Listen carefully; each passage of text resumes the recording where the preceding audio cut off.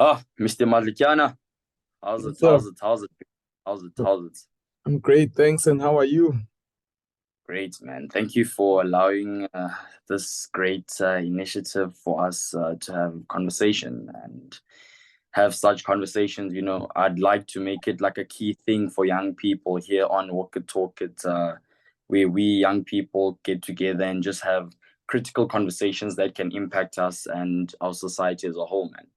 Mm, But anyway, for people who don't know you, can just people like you introduce yourself, who you are, and where you're from? Just short and concise, that sort of thing. right. So, I am Indiphile Madletyana, quite involved in a lot of things. I'm involved in the promotion of astronomy education. Uh, I'm a member of the Ramanas Astronomy Center.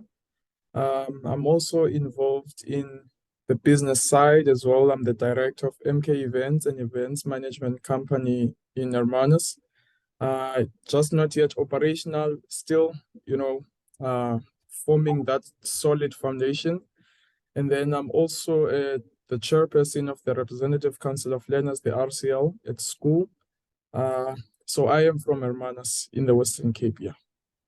That's pretty brilliant, man, Mr. Madletyana. Hey, sounded like you were reading a Wikipedia profile. Eh, Hey, now maybe that there's young people who take themselves seriously and who are out there seeking opportunities and that sort of thing. mm, But what's very interesting is the fact that we're both young people. We yeah, both have similar problems that we face on a broader perspective. We both live a very similar way of life because even I myself, I am from Mekhailicha. yeah, And if I'm not mistaken, in Hermanus, you're from Izwelisha, am I right? yes, yeah, I am, yeah. We could have a lot of issues that that impact us, you understand me. But then for me, what was interesting is that I saw that you're somebody who has a political interest. Mm, So I'd like to know, like what interested you in number one, politics. And as I said, we are young people. As young people, there aren't a lot of young people who are very interested in politics. They'd be like, "I politics, I yeah, sugar," you know. Yeah, yeah. that's like, so. What's this thing, and why do maybe young people react like that? And what number one interested you in politics? Right. So, the political arena of South Africa, I personally, I believe it's interesting. I mean, if you look at even right now, the current affairs of the country, one interested me is the issue with former President Jacob Zuma is currently in receiving medical attention. There's been, talks around that. So just the whole arena of politics in South Africa interested me because politics affect all of us. I mean, from as little as service delivery, um, receiving education, receiving medical health care and all of those things. So all of those affect us a lot. So that's why I am interested in politics and how things happen in the world or in the country. That's very, very, very, Mm. very interesting. And Like then you said, man. I'd like to, because your question had also on young people, why they are not interested in politics. Uh, you know, as I said, I'm interested in South African politics. And if you look at South African politics, you'll see that the key role players are not young people. They are, if you look at ministers, if you look at members of parliament, you'll see that it's old people. So, as young people from townships, when we look at these, we see that it's just old people who are there. There's nothing to do with us. We don't have role models who are young and in government or in politics. So that's why many young people tend to not be interested in politics. So with that being said, my brother, what do you think is a very probable and easy access into to get our young people interested in politics? By interest, I don't mean in such a way that everybody needs to be like queued up reading newspapers, because our Yeah. young people, we aren't interested in that. We just generally Mm, into what's trending and that sort of thing. mm. Yeah. So our young so in terms of that being said, how can we get more young people to be interested in a way that they can understand how does certain things affect them, and how we can get more young people involved into it doesn't have to be big. It can be a little thing as understanding the importance of voting. So like, how Mm. can we get young people into that type of thinking? Yeah, well, I think we need to go where the young people are. We are on social media. I mean, we are on TikTok, we're on Facebook and Instagram. So that's where the such programs that will get young people to be interested in politics, they must go to those places. So a simple TikTok account where a person spreads information about voting and politics, and even on Facebook, because even yourself, I do see you are using you are putting your account to good use by making sure that people are interested in politics. So that's where it should happen. Social media, that's where the young people are. 100%, man. 100%. I actually also believe so. Because another thing that I really believe so is this thing. This thing of mocking. Mm, Because this of mocking, it can be good and bad. But then yeah. in terms of, there can also be subliminal mocking, where you Mm, mock something and you make fun of it, but somebody on the other side doesn't know that they're actually learning from this. yeah, Because our young people, because we need to learn. We need to learn about this politics thing, exactly. and nobody's going and taking a politics class or going to wherever to just sit down and learn about politics. That's like the old school kind of doing it. So Mm, I believe in the idea of mocking, because it actually subliminally programs you or teaches you without actually know that you're learning. So yeah, when next time says something, then you actually, like that joke that Mang Mang made on social media. I'm not saying that we should teach through mocking or any sort of thing like that, yeah. but I'm Mm, saying it's the ways that got a lot of the young people clued up and that sort of thing. And also, I feel like we need another thing that we can educate our young people. We need these seminars. We can't have these where people just come up and speak to us as if we're nothing. I feel like we need, that's just for us, some sort of seminar or some sort of speaking engagement where there are people who come and talk, and then there could be like some sort of, I don't know, tables where a group and groupings and groupings and groupings of people can be there, share ideas, and then we present these ideas to the larger audience. Maybe one person in this group, where this it get catered. It can be a thing of like 9 till 3. If we can do this from community to community, we can we can up the political knowledge and make our young people make good decisions when it comes to 2024. Because honestly speaking, me and you as young people, we do not want to go and stand somewhere on a stadium. It's hot, it's scorching hot, mm, and then let someone speak, and the same thing. It's the same rhetoric where somebody's gonna tell us, gonna create jobs, fix the yeah, roads, yeah, yeah, you know, diminish crime, poverty. It's the same story. It's starting to sound like a yeah, song. yeah. We don't Now we young people, we vibrant people, we need something different, which I feel like is one of the things that disinterest us young people into politics, because the way of doing now that they're currently implementing is not the way that appeals to us as young people. Yeah, exactly. Because this way could be one of the ways that we could get in a room as young people, start discussing, sharing ideas, just round tables where we just there. Do you understand me, Mm, my brother? So yeah, that was yeah, just one of the things that had been on the top of my head. I hope that this can be something that the people who are in power and who are people who are willing, and who put their mouth where their money is, are actually going to do this thing. They're actually going to walk the talk. You yeah, get me? yeah, So yeah. another question. But I don't know if you want to add on top of that before I move on to maybe another question that I had in mind. Well, yeah, on what you spoke about seminars and getting platforms, because young people need platforms to you won't believe how many people have useful opinions out there. So just to add on what you said about seminars, yeah, we need those platforms. We do.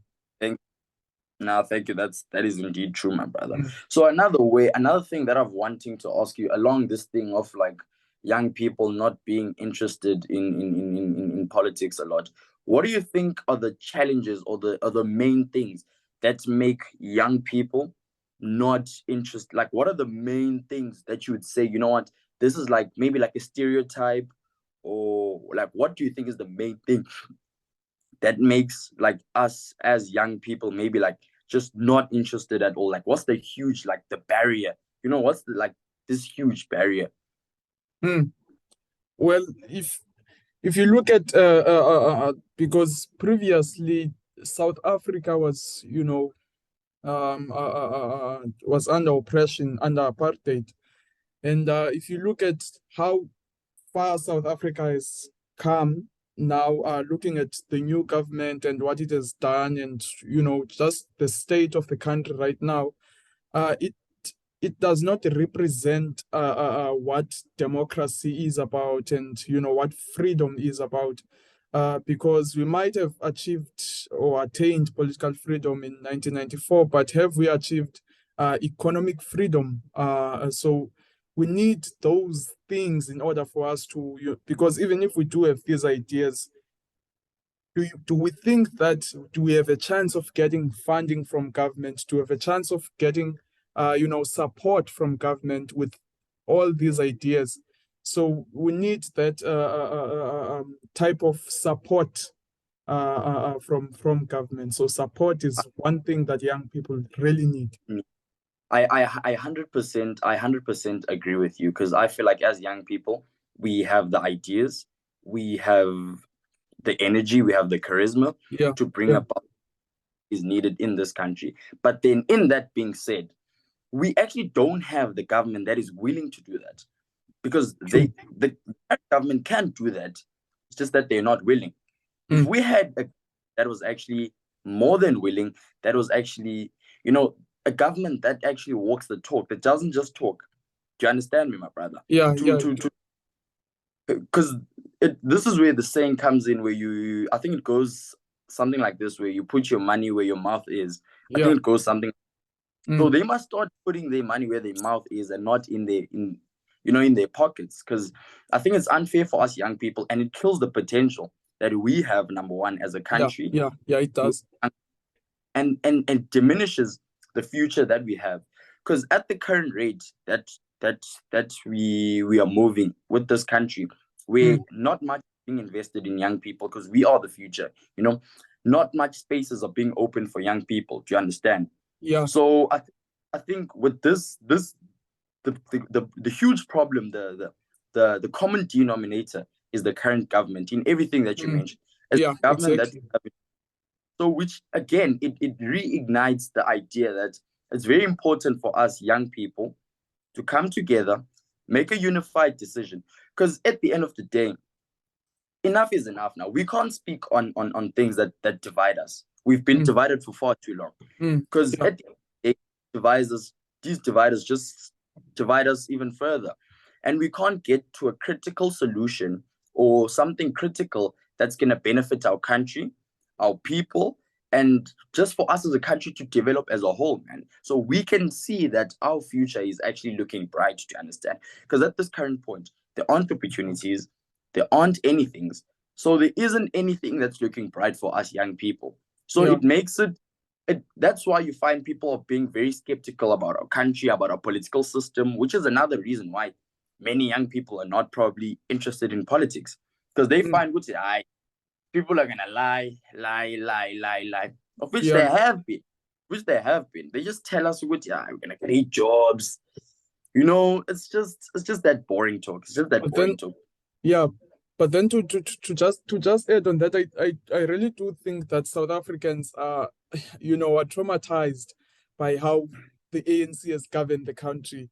That is why then everyone else who comes and, with promises, they just say no, they are lying. Because we have not experienced any other government. That's a fact. We have not experienced any other government. So to say that not that I'm trying to, you know, promote a certain political party, but then I really do think that we need an alternative, because it makes no sense to just say, nah, all the others are lying. Then what? Then what are we going to do about that? A very good point, my brother, that you make over there, and it's and I actually agree with you. I actually agree with you in what you're saying, man. But in this being said, man, let's look at now, what can we do as young people? What can we do, number one, to get our voices heard? And number two, what active involvement can we have? What active engagement what can we do as young people? Now, enough about saying, okay, the ANC didn't do this, the ANC treats us badly, the EFF did this, the DA did this. How about now we change the tone? Okay, they did this, we get it. They were corrupt, we get it. There's unemployment, we get it. So now what can we do? Now, what can we do to change this whole dynamic? This whole dynamic. What are the few steps that you have in your mind that we can do as young people? Because these people aren't going to stop. They're not going to stop what's currently happening. Because the people who benefit from this current unrest in the country, this social disparity, they're not gonna want to have it stopped because now there's some guys who think it's bad. No, they're literally throwing us a middle finger in our faces. So now it's about time we change the tone and ask, what can we do for ourselves to change the dynamic? Right. So I think young people need to start creating their own things. And what I mean by that, I don't mean that everyone must now form a political party. Young people need to be involved in agriculture. They need to be involved in IT. They need to be involved in all of those skills and build themselves and sustain themselves and not depend on politicians, selfish politicians at that, who want to feed themselves and their families. So young people need to start creating their own things, get educated as much as you can, learn a new skill, you know, get informed about things, you know, and just be skilled. Just be skilled. I 100% agree with that because man, because in this time that we're in, we know that there's nobody coming to save us. We actually need to get to know that these politicians, they're not gonna come save you if you think your politicians are gonna come save you. It's about time now we took action. And one of the steps these steps that you're mentioning, I feel like they're very critical. They're very they literally what we need to do as young people. The blueprint you just gave it.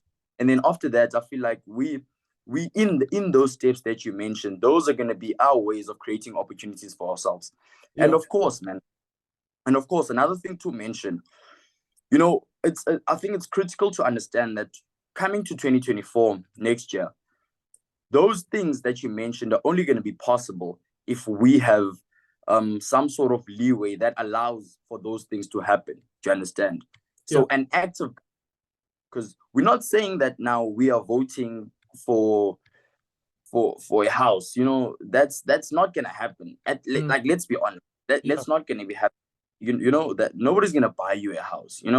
So now need a government that's going to be intentional about allowing us to provide ourselves with the opportunity of buying our own house. Do you understand? Some sort of thing like that. So in the sense that there's going to be employment opportunities, upskilling opportunities. Do you understand? So those leaders who have a track record of, okay, I've done this already. There's no need for me to go stand up in front of a stadium and say, I'm going to do this. No, we need to elect a leader. We actually need to decide, do you want to lead or do we want to be led? So at this point in time, we can say maybe for now, oh no, we want to be led.